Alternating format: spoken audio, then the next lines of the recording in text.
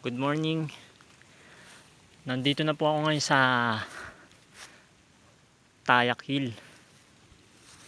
Dito po siya sa Rizal, Laguna. Ito na mismo ang harapan ng Tayak Hill. Ang malaking krus niya. Palatandaan na nandito ka na sa lugar na to.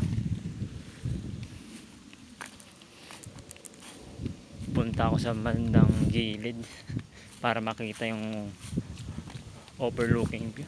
Medyo mapag na. Kanina wala na. Buti na lang maganda yung panahon dito kumpara sa Maynila na maulan. Dito na mamaaraw. Kaya ganda tingnan ng mga tanawin. Ayan po. Ito pong makikitang tanawin dito po sa itaas ng Tayak Hill from province of Laguna. Ito po.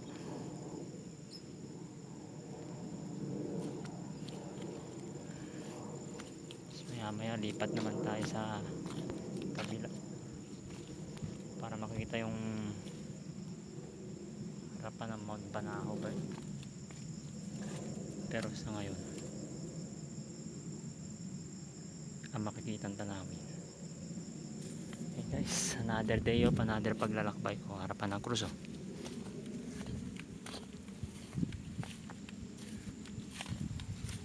Dapat ganito kada rest day panibagong overlook yung building, panibagong paglalakbay. Mas masarap mabuhay kapag i-enjoy mo lahat, nakapunta sa mga lugar na magaganda katulad dito. Ay, nga pala may entrance nga pala dito na 80 pesos. Hindi ko alam yun. Para nabigla lang ako para alam nyo. Okay, doon naman tayo sa kabila. Akit naman tayo sa hagdanan na yun.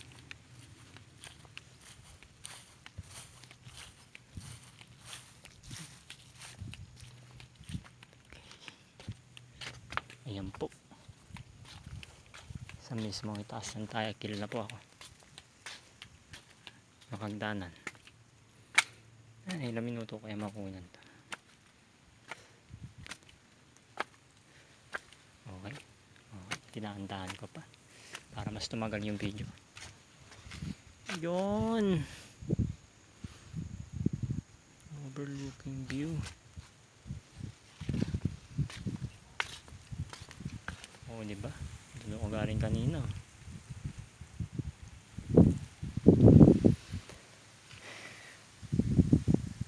Tayak Hill. Best overlooking view mula sa probinsya ng Laguna.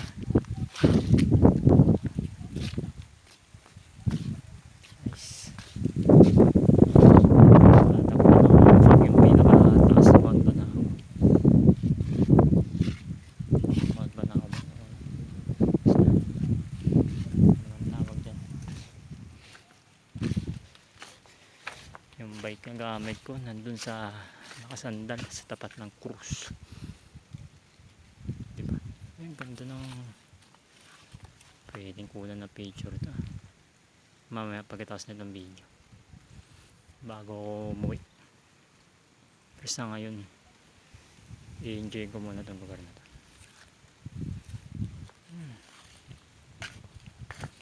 Walang katao-tao ngayong Biyernes. Solo ko yung lugar.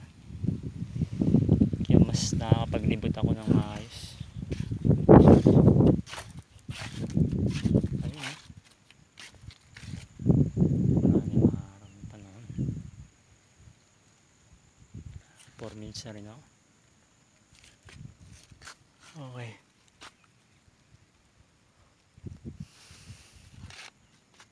Doon na punta sa kabila naman.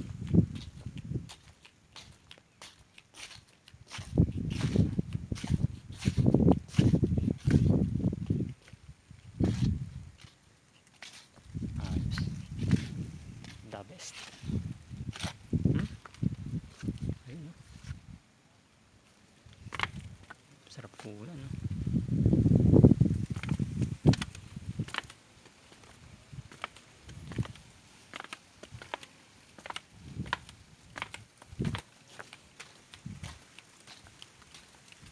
Dito ko dadaan mamaya kapag pauwi na ako. Yan yung kalsada.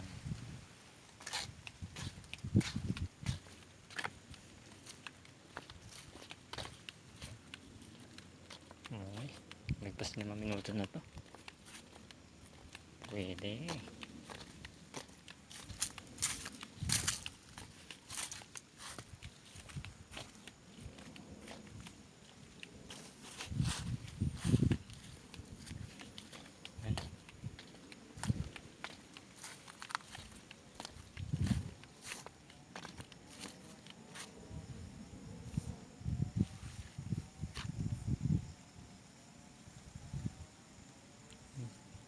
Medyo nakikita ko na.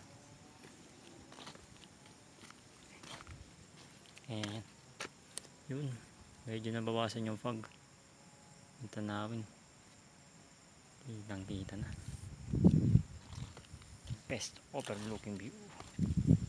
Okay. Nakaka-6 na minuto na po. Cut na po ito. Salamat. At nakarating po ako na maayos sa lugar na to. Okay. Cut na po.